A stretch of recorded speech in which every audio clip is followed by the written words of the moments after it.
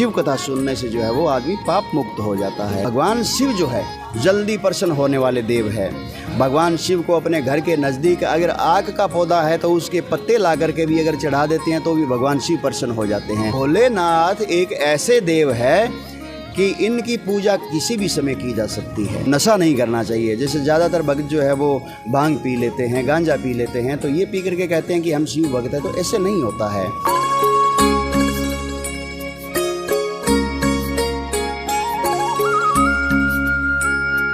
नमस्कार, मैं हूं सुमेशता बिश्नोई और सर्वप्रथम मैं आप सभी को प्रसन्नता से बताना चाहूँगी कि बीकानेर में शिव पुराण की कथा करने के लिए गुरुजी सुभाष चंद्र जी शर्मा बीकानेर की पावन धरा पर पधारे हैं। नमस्कार गुरुजी, आपके ट्रिपल एस न्यूज़ पर स्वागत। नमस्कार सभी देखने वालों को, आपको भी जो है वो बहुत बहुत सावन मास की हार्दिक शुभकामनाएं। भगवान शिव आपके ऊपर कृपा बनी रहे। जी जी जी।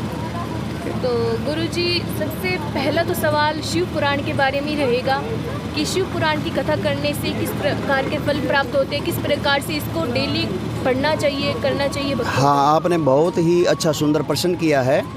इसमें क्या है कि भागवत जी है, श्रीमद् भागवत जी या श्री रामायण जी है या गीता जी है, इनके तो अपने को समझाने वाले, बताने वाले, अपने को हर जगह कथावाचक जो है अपने को उपलब्ध हो जाते हैं, या जगह जगह जो है ज्ञानी विद्वान लोग जो है वो हर जगह भागवत जी का और रामायण जी का जो है वो हर जगह एक ज्ञान अपने को जो है वो देते हैं। लेकिन कुछ पुराण, 18 पुराणों में से कुछ पुराण ऐसे हैं जिनका जो है वो फल अलग ही है। जैसे शिव पुराण की कथा है सावन मास में, तो कहते हैं कि शिव पुराण की कथा जैसे ही शुरू होती है उसमें पहला वर्णन यही है कि जो भी पापी मनुष्य कोई, जिसके जानबूझकर किए हुए पाप तो गंगा जी भी नहीं धोती है, लेकिन जो अनजाने में पाप हो जाते हैं, कहते हैं कि शिव कथा सुनने से जो है वो आदमी पाप मुक्त हो जाता है और भगवान शिव लोक को प्राप्त होता है। ऐसा शिव पुराण की कथा के अंदर जो है वर्णन है। प्रथम रूप से अपने पहला या दूसरा अध्याय जब चलते हैं तो उसमें एक दो ब्राह्मण जो है वो अपने पथभ्रष्ट हो गए थे, शराब आदि पीने लग गए थे, गणिकाओं के साथ रहने लग गए थे। ऐसे करके उनका वर्णन है कि वो अंत समय में उनके कानों में जो है भगवान शिव पुराण की कथा पड़ी और उसके बाद में जब वो मृत्यु को प्राप्त हुए तो सीधे शिव लोक को गए। हाँ, ऐसा विचार जो है वो शिव पुराण का है। तो शिव पुराण की कथा बहुत ही दुर्लभ है। सावन मास में बहुत जगह आजकल संत बताने लग गए हैं, लेकिन जितना भागवत जी और रामायण जी का जितना आज प्रचार प्रसार है, तो शिव पुराण की कथा श्रावण मास में ही अपने को थोड़ी सी दुर्लभ है, लेकिन शिव पुराण की कथा भी श्रावण मास में अपने को सुननी चाहिए। और इसके अलावा मेरा जैसे कि है दूसरा प्रश्न यही रहेगा कि अभी जो है सावन मास चल रहा है, तो किस प्रकार से भक्तों को सावन का व्रत रखना चाहिए, किस प्रकार से पूजा की विधि होती है और किस प्रकार से उनको अपना उपवास उतारना चाहिए। देखो, भगवान शिव को भोलेनाथ ऐसे ही नहीं कहा गया है। शिव पुराण के अंदर बहुत सारी ऐसी कथाएं आती है जिनको सुनने के बाद में अपने खुद कहेंगे कि ये तो वास्तव में ही भोलेनाथ है। ठीक है ना।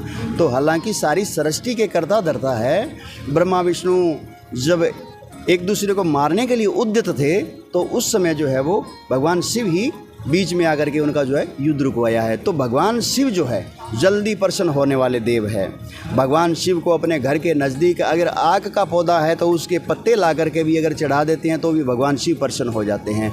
तो व्रत रखने वालों से मेरी यही प्रार्थना है कि सर्वप्रथम तो जो शास्त्रों में तो उल्लेख नहीं है, उल्लेख है भी, लेकिन किसी भी प्रकार का नशा नहीं करना चाहिए। कुछ शिव भगत जो है भांग आदि पी करके जो है वो, तो ये नशा जो है, नशा नहीं करना चाहिए। मेरा सर्वप्रथम तो यही उनसे विनती है, अरदास है, मेरा एक वचन मान लीजिए, तो नशा नहीं करना चाहिए। जैसे ज़्यादातर भक्त जो है वो भांग पी लेते हैं, गांजा पी लेते हैं, तो ये पी करके कहते हैं कि हम शिव भक्त हैं, तो ऐसे नहीं होता है।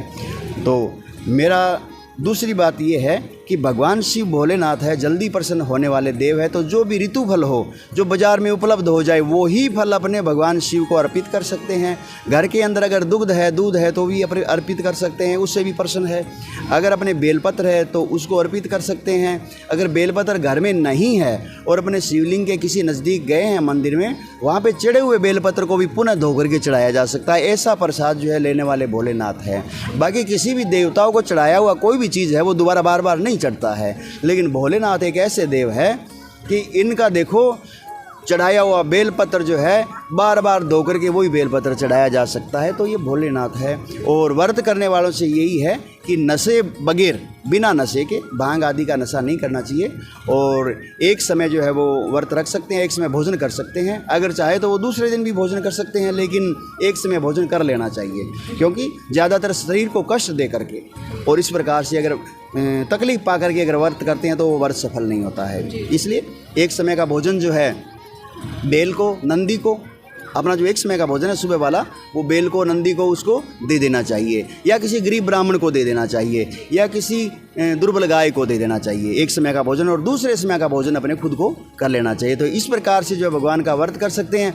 भगवान को जो है वो गंगा जल अर्पित कर सकते हैं। अगर कुछ भी नहीं है तो अपने घर में जो रखा हुआ जल है, जो अपने पीने के लिए यूज करते हैं, वो ही जल जो है शुद्ध रूप से तांबे के बर्तन में या किसी अच्छे बर्तन में लेकर के भगवान को अगर अर्पित कर दिया जाए तो भी भगवान जो है उसका व्रत संपूर्ण मान लेते हैं। तो मेरा कहने का मतलब यही है कि जो चीज़ सुलभ तरीके से अपने को बन पड़े वही भगवान के ऊपर अर्पित करके और भगवान की स्तुति जो है वो पढ़ लेनी चाहिए। अगर किसी को किसी भी प्रकार का कोई मंत्र है, स्तुति है, आरती है, ऐसे नहीं आता हो तो वो अगर सिर्फ पंचाक्षर मंत्र यानी नमः शिवाय, नमः शिवाय, नमः शिवाय, नमः शिवाय बोलते हुए, या ओम नमः शिवाय प्रणवाक्षर के सहित ओम नमः शिवाय बोलते हुए भी अगर वो भगवान शिव के ऊपर कुछ अर्पित करेगा तो भगवान उसको बहुत अच्छा फल देंगे। श्रावण मास में उसके सारे पापों का जो है वो, उसके पाप जो है वो घटित होने चालू हो जाएंगे, क्षय होना चालू हो जाएगा उसके पापों का, और वो भी जो है शिव तुल्य हो जाएगा। ऐसे जो है वो इस व्रत का प्रभाव है। और इसके अलावा मेरा एक यह प्रश्न रहेगा कि जब हम सोमवार का व्रत रखते हैं तो हमें किस समय शिव जी को जल अर्पण करना चाहिए, और इसके अलावा कितने सोमवार हमें रखने चाहिए फल प्राप्ति के लिए? सबसे पहले तो मैं ये बात बताता हूँ कि गणना के अनुसार कई बार सावन के महीने में 4 सोमवार पड़ते हैं, कई बार 5 पड़ते हैं। तो जितने भी श्रावण के महीने में सोमवार पड़े उनसे कोई भी व्रत अपने शुरू कर सकते हैं। तो ज़्यादातर भक्त लोग जो है वो श्रावण महीने के सोमवार ही रखते हैं, और कई भक्त जो है वो श्रावण के महीने के सोमवार से शुरू करके और 16 व्रत करते हैं। तो 16 व्रत की विधि भी जो है बहुत अच्छी है कि श्रावण के महीने से शुरू करके और लगभग 3 महीनों के अंतराल में जो है वो 16 व्रत कंप्लीट हो जाते हैं। लेकिन अगर श्रावण महीने के 4-5 व्रत भी अपने रखेंगे तो भी उसका जो है बहुत अच्छा फल मिलता है।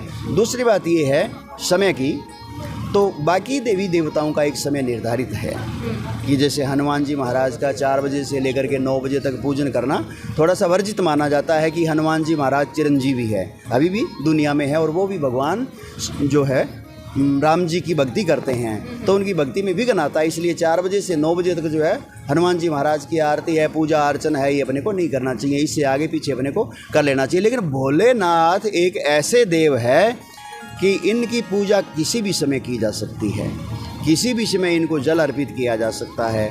और बाकी देवों में, मंदिरों में और में जो है 12 बजे के लगभग जो है वो बंद, एक बार कपाट बंद कर दिए जाते हैं। लेकिन भोलेनाथ का जहाँ पे भी शिवलिंग हो वहाँ पर अगर 12 बजे से अपने शुरू करेंगे तो वो एक अभिजीत मुहूर्त है। उस अभिजीत मुहूर्त में भी अगर अपने जल चढ़ाते हैं तो भोलेनाथ प्रसन्न होते हैं। और सबसे बड़ी बात तो ये है कि भोलेनाथ एक ऐसे देव है कि अपने इर्द गिर्द में, मोहल्ले में और में कहीं पे किसी बुजुर्ग की और की किसी की मृत्यु हो जाती है तो जब तक उसका दाह संस्कार नहीं होता तब तक अपने समाज में एक रीत है, अपने समाज में एक रीत है कि अपने परिवार के पास में ये किसी की मृत्यु हो गई है तो अपने एक बार उसके संस्कार से पहले अपने कोई पूजन पाठ नहीं करेंगे। लेकिन कहते हैं कि अगर उसके नज़दीक में शिव मंदिर है तो बाकी मंदिरों के कपाट बंद हो जाएंगे जब तक उसका संस्कार नहीं किया जाए, क्योंकि अपने एक समाज में रहते हैं। तो भगवान शिव ऐसे हैं कि भगवान शिव का उस समय भी पूजन हो सकता है।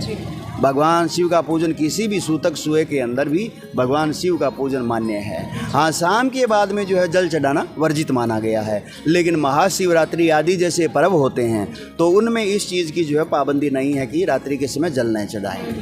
हाँ, बाकी दिनों के अंदर जो है वो थोड़ा सा वर्जित है कि रात्रि के समय में अपने को जल नहीं चढ़ाना चाहिए। और इसके अलावा शिव जी की कोई स्तुति या फिर कोई मंत्र जब हम शिव जी की पूजा करें उस समय उसका उच्चारण कर सकते हैं? हाँ, जैसे सबसे छोटा मंत्र तो सबसे जो फलदायी मंत्र कहा गया है पंचाक्षर मंत्र, उसको जो है वो सुलभता है और वो हर एक आदमी की जुबान पर है। ओम नमः शिवाय, नमः शिवाय बोलते हैं, ओम प्रणव के साथ में लगा देते हैं, कोई बात नहीं। ओम नमः शिवाय सबसे पहला तो मंत्र ये है। दूसरा मंत्र जो है तो अपने जो है वो एक जो भक्त लोग आजकल ज़्यादातर जो है उनके कंठस्थ भी हो गया है, क्योंकि भगवान शिव की आजकल हर युवा पूजा कर रहा है, हर युवा कांवड़ लेके जा रहा है, तो उसकी उसमें भावना बढ़ रही है। तो ओम सुगंधिम ओम त्र्यंबकम यजामहे सुगंधिम पुष्टि वर्धनम उर्वारुकमी बंधनान मर्त्य और मुक्षीय मरता। तो ये त्र्यंबक मंत्र है, भगवान के तीनों नेत्रों वाले भगवान का ये मंत्र है। तो इस मंत्र को भी अगर अपने कंठस्थ हो सके तो ये मंत्र भी जो है वो मृत्यु से आदमी को वापस लाने वाला है।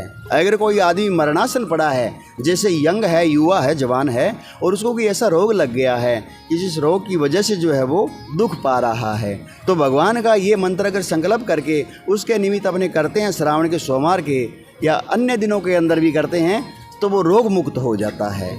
हाँ, 108 की संख्या में करते हैं, 1008 की संख्या में करते हैं, या इस प्रकार से गणना करके अगर भगवान के जो है उसको अर्पित कर दिए जाए किसी मरणासन व्यक्ति को, तो वो भी रोग मुक्त होकर खड़ा हो जाता है। महामृत्युंजय मंत्र, इसलिए इसको महामृत्युंजय मंत्र बोलते हैं कि ये मृत्यु से भी जो है अपने को विजय दिला देता है। ठीक, तो ये जो है मंत्र है। बाकी तो जो है वो स्तुतियाँ भगवान की, जैसे मान लो रावण कर्त जो है वो स्तोत्र है बहुत सारे, और एक ब्राह्मण के द्वारा स्तुति है, जो शिष्य ने जो है पाप कर दिया था, एक भगवान शिव की पूजा कर रहा था, सामने गुरुजी आ गए, लेकिन वो शिष्य जो था उसको ज्ञान नहीं था कि भगवान शिव की मैं पूजा कर रहा हूँ, गुरुदेव आ गए हैं तो मैं खड़ा होकर के उनके चरण स्पर्श करूँ। उस शिष्य ने देखा कि मैं तो भगवान शिव की पूजा कर रहा हूँ, इनसे बड़े कोई नहीं है, तो गुरुजी का उसने एक तरीके से अनादर कर दिया। उसने गुरुजी को जो है वो देख करके भी अनदेखा कर दिया। तो भगवान शिव उसी समय त्रिशूल लेकर के उसको मारने को उद्यत हुए।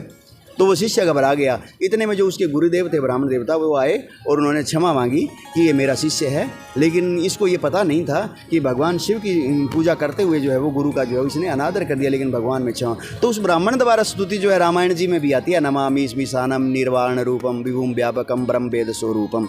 तो ये स्तुति भी जो है अपने पढ़ सकते हैं। तो इस प्रकार की आजकल स्तुतियों की स्तोत्र रत्नावली है, या स्तुतियों की बहुत सारी पुस्तकें जो बाज़ार में उपलब्ध है। तो भक्तों को मैं यही कहूँगा कि अन्य सामग्रियों को छोड़ करके अगर आप मोबाइल में भी इस प्रकार से महामृत्युंजय मंत्र का सुबह सुबह जो है वो, अगर कोई रोगी है, छोटा मोटा रोगी है, तो भी एक तांबे के पात्र के अंदर थोड़ा गंगाजल, थोड़ा गौमूत्र और थोड़ा उसमें तुलसी दल डाल करके, और जो है उसके ऊपर अगर अपने शुद्ध उच्चारण नहीं कर सकते तो किसी मोबाइल के अंदर जो है किसी ब्राह्मण द्वारा अच्छे से त्रुटि रहित मंत्र बोला जा रहा है, तो भी वो 11 बार मंत्र उस लोटे के ऊपर रख दो, या 21 बार उस मंत्र को, उस लोटे को, उस जल को भी अगर कोई पिएगा अभिमंत्रित को, तो वो भी जो है उसको रोग मुक्ति में सहायक होगा। ऐसा हमने अनुभव में आया, और हमने एक ऐसा एक्सपेरिमेंट किया है लोगों के ऊपर, तो हमारे को 100% फ़ायदा मिला है। पहले हम इस चीज़ को मानते थे कि मोबाइल से अगर कोई उच्चारण कर रहा है तो उसका जल में कैसे प्रभाव होगा, लेकिन हमने देखा है प्रत्यक्ष, हमने ये एक्सपेरिमेंट किया है कि जो भी महामृत्युंजय मंत्र को सुनता है या अपने घर में लगाता है या किसी जल पात्र के नज़दीक लगा करके उस जल पात्र के ऊपर रख देता है, और उस जल पात्र का अगर जल पिया जाए तो आदमी जो है वो रोगहीन रहता है, उसके शरीर में कोई रोग नहीं आते। सिर जो है अलग कर दिया है, धड़ से अलग कर दिया है। गणेश भगवान का धड़ जो है वो नीचे गिर गया, और सिर का जो है वो कहते हैं शास्त्र के सिर किस दिशा में गया, कहाँ गया। अपने शास्त्रों के अंदर, इतिहास के अंदर, एक तो ब्रह्मा जी का सिर कटा था जो भैरव जी ने काटा था अपने नाखून से, यानी भैरव जी ने अपने नाखून से ब्रह्मा जी का सिर काटा था। और भगवान भोलेनाथ ने गणेश महाराज का जो सिर काटा है, इन 2 सिरों का पता नहीं चला कहाँ गए। दक्ष जी का सिर काटा था, वो तो यज्ञाग्नि में जला दिया था, लेकिन ये जो 2 सिर थे कहाँ गए कहाँ नहीं गए, इसका कोई पता नहीं चला। अब जो भगवान शिव अंदर आए हैं, और माता ने देखा कि शिव भगवान अंदर आए हैं, तो पूछा कि तुम्हें किसी ने रोका नहीं? कि हम मुझे रोकते हुए तो बहुत टाइम हो गया, लेकिन आज उसका कल्याण कर दिया मैं। माता पार्वती ने आकर के देखा है गणेश भगवान जो है वो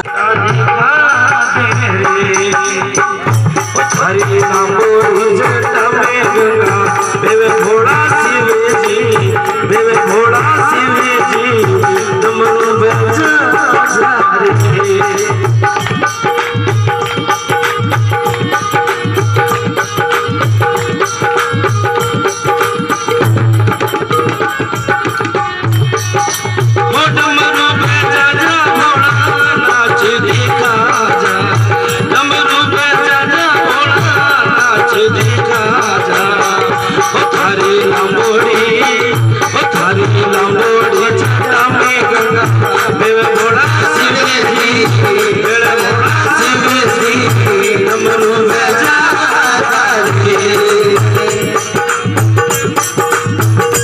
अगर आपको इसके अलावा गुरुजी से कोई प्रश्न पूछना हो तो स्क्रीन पे दिए गए नंबरों से आप गुरुजी से संपर्क कर सकते हैं। आज की तस्वीर में बस इतना ही। मैं सुमेशता बिश्नोई, कैमरामैन सुमित बिश्नोई के साथ में बीकानेर से। धन्यवाद।